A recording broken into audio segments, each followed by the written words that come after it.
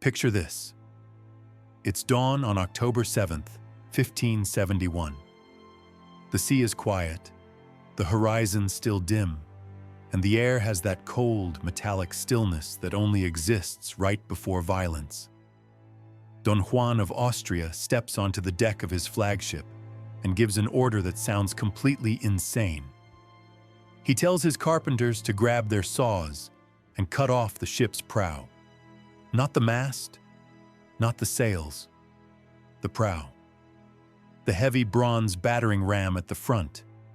The one thing that, for 2,000 years, has been the primary way to sink an enemy galley. His admirals freeze in disbelief. That ram isn't just decoration. It's the ship's teeth. It's how you win. It's how you break through hulls and send enemies to the bottom. To cut it off is to disarm yourself before the first punch is thrown. But Don Juan isn't trying to win this battle the old way.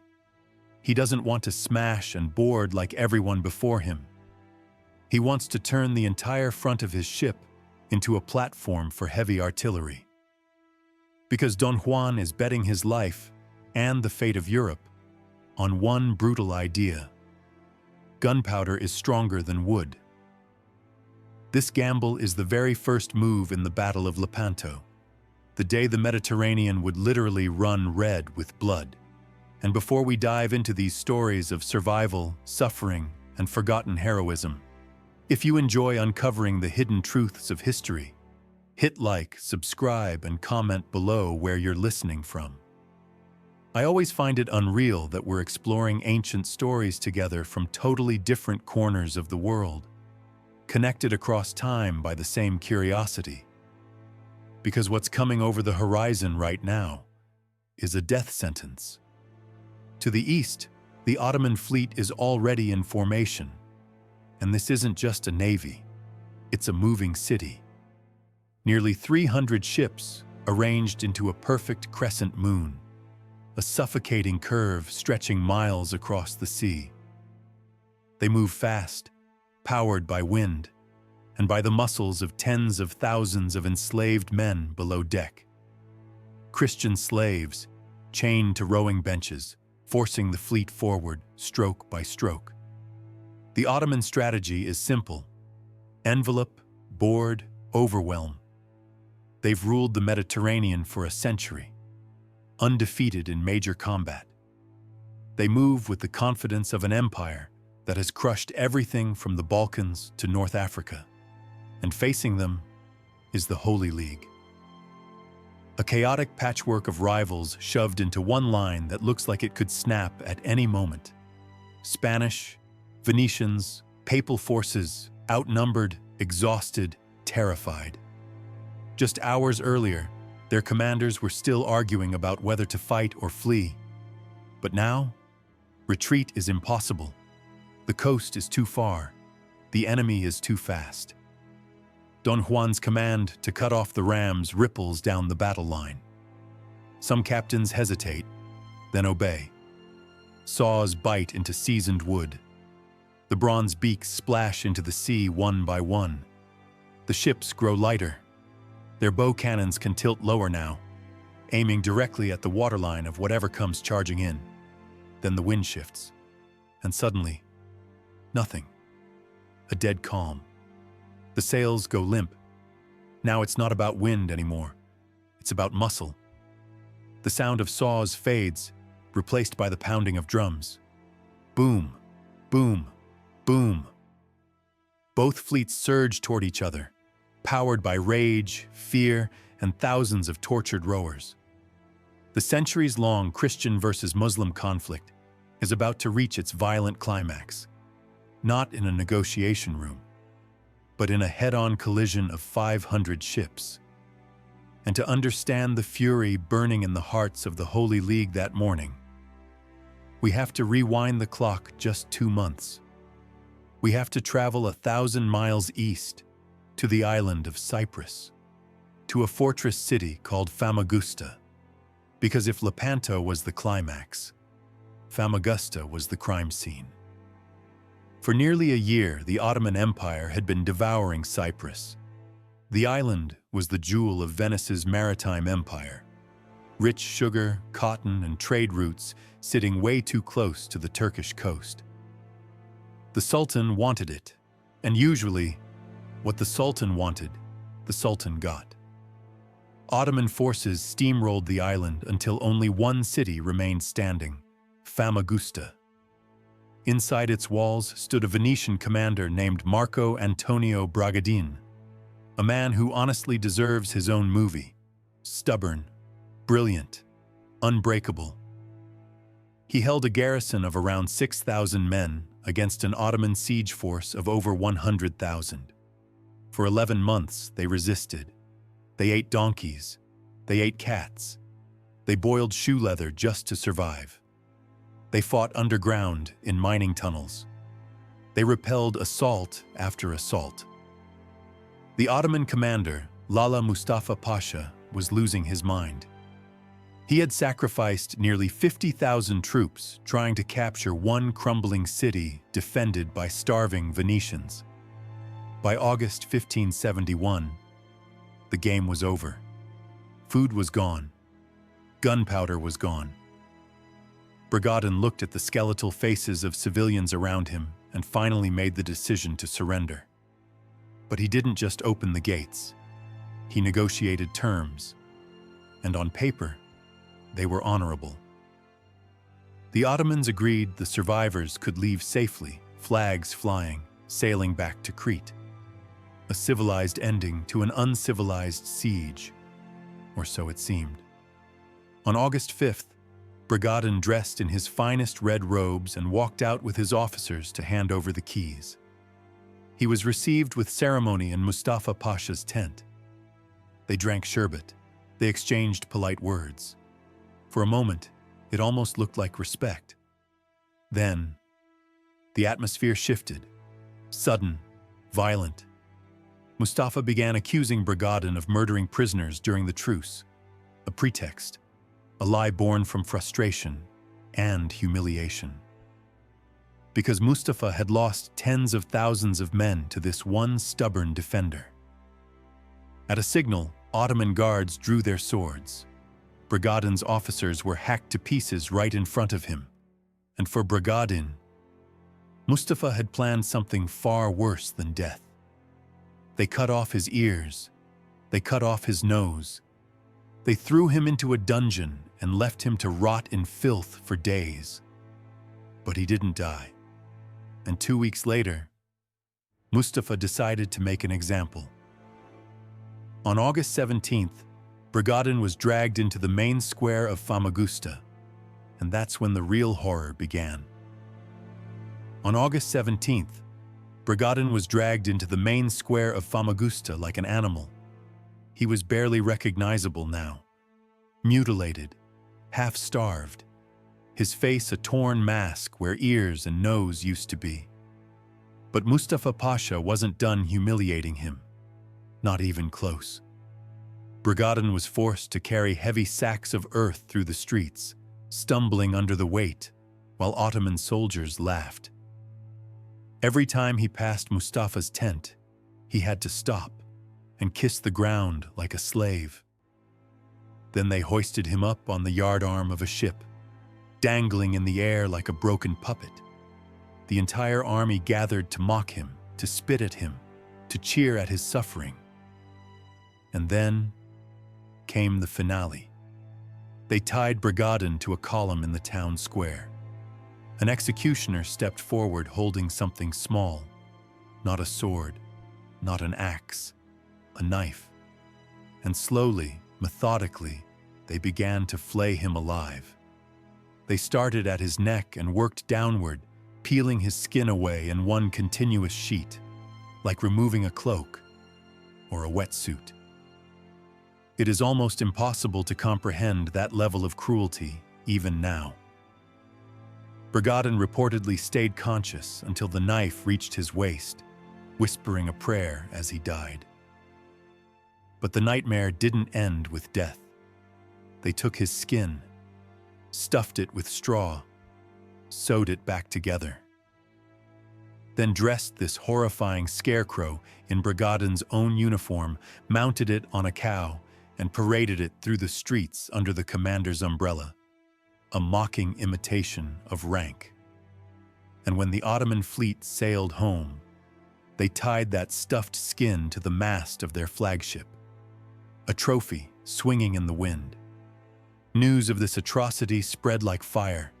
It reached Venice, then Rome, then Madrid, and it did something decades of diplomacy had failed to do. It unified the West. Before Famagusta, Spain and Venice were snarling at each other over trade routes and money. After Famagusta, it wasn't politics anymore. It was survival. It was existential terror. Because when Christian soldiers looked across the water at Ottoman ships now, they didn't just see an enemy navy. They saw Bragadin. They imagined what would happen if they lost. They knew there would be no civilized surrender, no mercy. If they lost, they wouldn't just be prisoners. They would be meat. That's the psychological backdrop of Lepanto. That's why the fighting would be so ferocious. That's why Don Juan ordered the rams cut off, because he knew there was no going back. The shadow of the flayed man of Famagusta hung over every sailor and soldier in the Holy League. They believed they were fighting a monster that had finally revealed its teeth, and the only way to survive was to kill it. That fear became the glue holding the alliance together. But who exactly were these men? Who were the leaders tasked with stopping this Ottoman juggernaut? To understand the victory, we have to zoom out and look at the chaotic, dysfunctional, and surprisingly effective team that fate assembled. And it all began with a deal that was almost as painful as war itself. While Bragadin was being tortured in Cyprus, a different kind of torture was happening in Rome. The torture of diplomacy. The year was 1571, and Pope Pius V was running out of time. He was 67 years old, a Dominican friar who still wore a rough hair shirt beneath his papal robes, a constant reminder of Christ's suffering. He was dying of kidney stones. He often screamed in pain during meetings, but even in agony, he was possessed by a single obsession. He had to stop the Ottoman advance, because when he looked at Europe, he saw a continent committing slow suicide. The Protestant Reformation had ripped Christendom apart. France was choking on civil war. England had broken away entirely. The only powers still strong enough to stand against the Sultan were Spain and Venice. The problem? Spain and Venice hated each other. And to understand why the Holy League was such a miracle, you have to understand how deep that hatred went. It wasn't a simple rivalry. It was a clash of DNA. On one side was the Republic of Venice, the capitalists of the Renaissance. They didn't care about crusades. They cared about profit. For centuries, the Venetian navy had actually been the Ottoman Empire's best trading partner. Venice bought silks and spices from the east and sold them to the west. War was bad for business.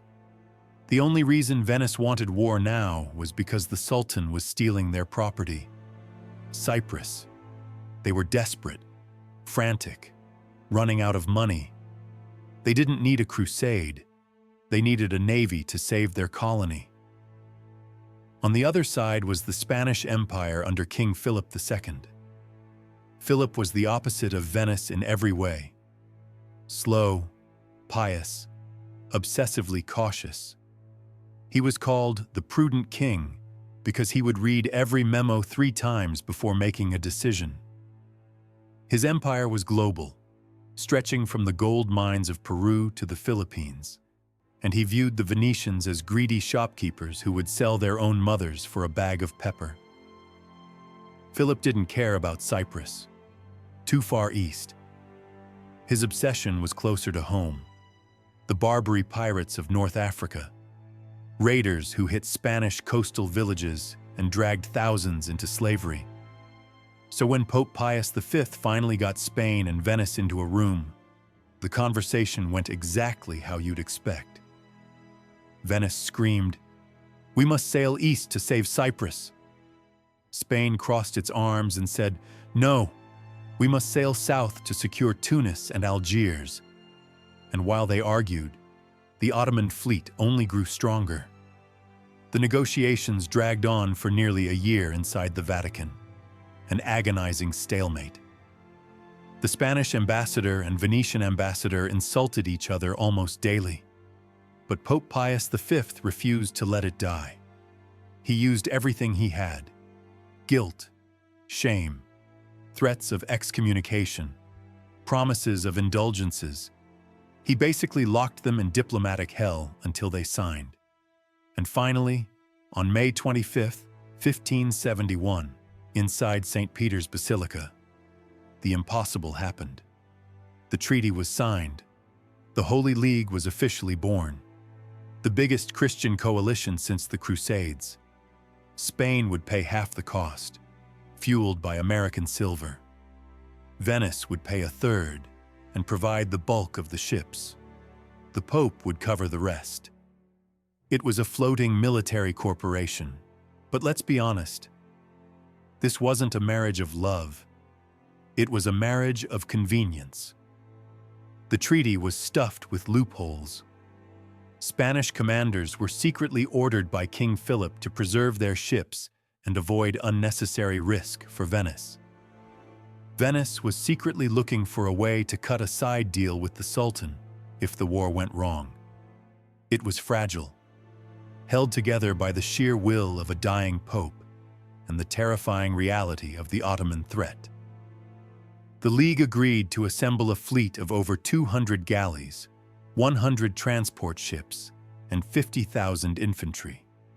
A wooden city armed with iron, but a fleet that massive needs a supreme commander, and that became the final battlefield.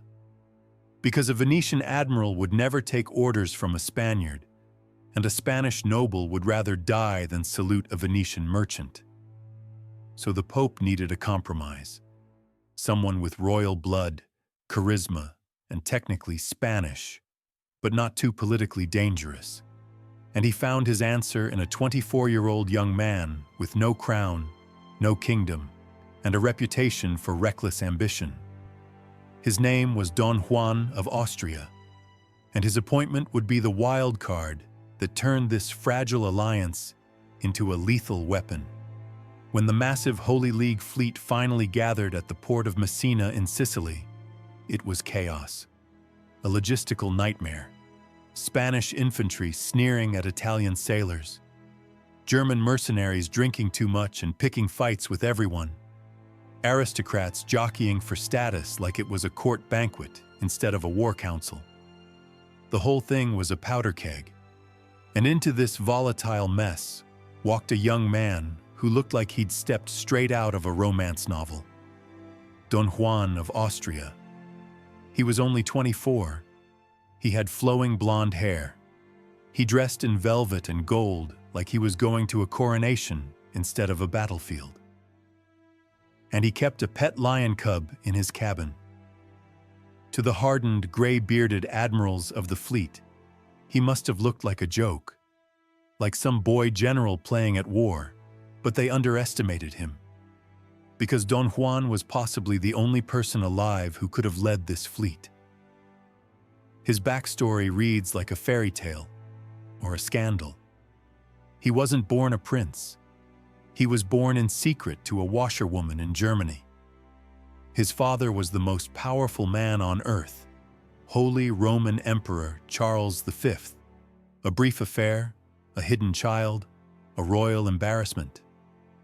For years, the boy was raised in rural Spain as a peasant named Jeremín, completely unaware of his true bloodline. It wasn't until Charles died that King Philip II, his half-brother, revealed the truth. Don Juan was acknowledged as royal, but denied the title of Royal Highness. He was a royal bastard, And that detail is crucial. It shaped everything about him. Don Juan had the blood of emperors, but no kingdom, no land, no crown waiting for him. If he wanted glory, he couldn't inherit it. He had to conquer it. While Philip sat in Madrid signing papers, Don Juan wanted to be Achilles. He wanted Alexander the Great. That hunger made him reckless, but it also made him magnetic. When he arrived in Messina, he didn't act like a distant overlord. He walked the docks. He visited the sick. He broke up brawls between Spaniards and Venetians himself. There's a famous story where the Venetian admiral, 75-year-old Sebastiano Venero, was being disrespected by Spanish soldiers.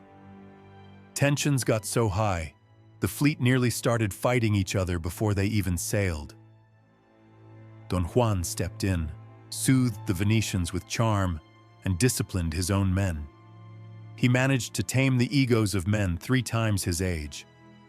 But his most important contribution wasn't diplomacy. It was aggression. The Council of War was full of cautious old veterans. Gian Andrea Doria, the famous Genoese admiral, urged restraint. The season was late. The risks were too high. Preserve the fleet, he warned. That was the standard logic of the day. Fleets existed to threaten, not to fight. Battles were expensive. Battles were unpredictable. But Don Juan slammed his fist down and rejected all of it. Because he understood something the others didn't. This alliance was fragile. If they didn't fight now, it would dissolve by winter. And he famously declared, "Gentlemen, the time for council has passed. The time for fighting has come." He ordered the fleet east, not to patrol, not to posture, to hunt. He wanted a knockout blow. That youthful recklessness terrified his advisors, but it electrified the common soldiers. For the first time, the men at the oars and the men holding muskets felt like they were being led by a warrior, not a politician. But courage alone doesn't sink ships, and Don Juan knew the battle ahead wouldn't be won by bravery alone. It would be won by something new, something terrifying, a revolution in naval technology. Because the Venetians, those masters of commerce and engineering, had brought a secret weapon. 6 strange ships, massive, clumsy, slow, but hiding enough firepower to blast the Ottoman fleet into splinters. To understand what happened at Lepanto, you have to understand these machines. Because if you picture naval warfare like Pirates of the Caribbean, tall ships firing broadsides from a distance, erase that image. Galley warfare in the 16th century was uglier, more intimate, more exhausting. The standard warship was the galley, long, narrow, low to the water. Sails weren't the main power in battle. You needed precision, not wind. So these ships ran on human misery. The engine room was an open deck packed with 150 to 200 oarsmen, chained to benches, 3 to 5 men per oar. They ate there. They slept there. They defecated there. The smell of a galley fleet was said to be detectable miles away before the ships were even visible. On the Ottoman side, the rowers were mostly Christian slaves captured in raids. On the Holy League side, a mix of convicts, Muslim prisoners, and desperate volunteers.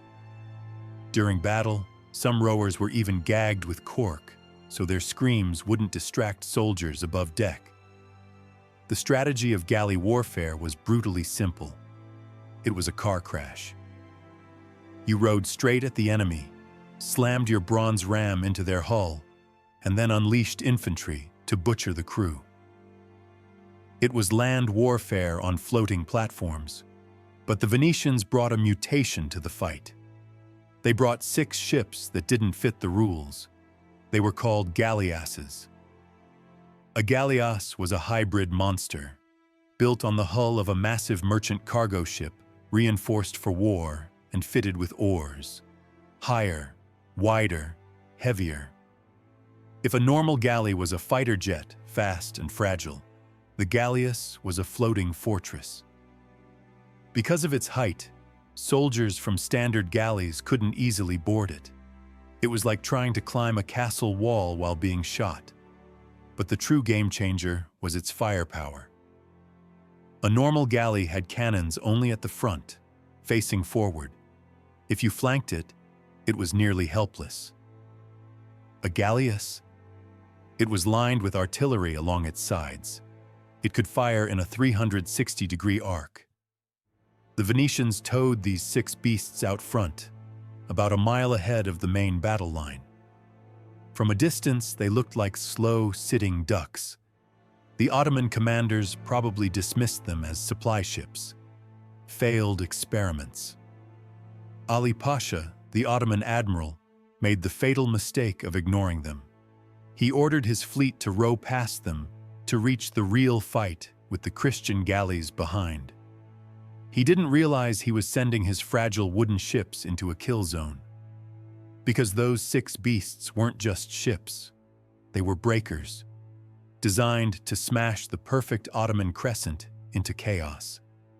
And on that morning, as the drums thundered and the fleets accelerated toward collision, the pieces of history clicked into place. A young prince gambling everything on gunpowder, a terrified coalition held together by rage, and an empire of oars and slaves charging forward in confidence. Because the Mediterranean was about to become a slaughterhouse,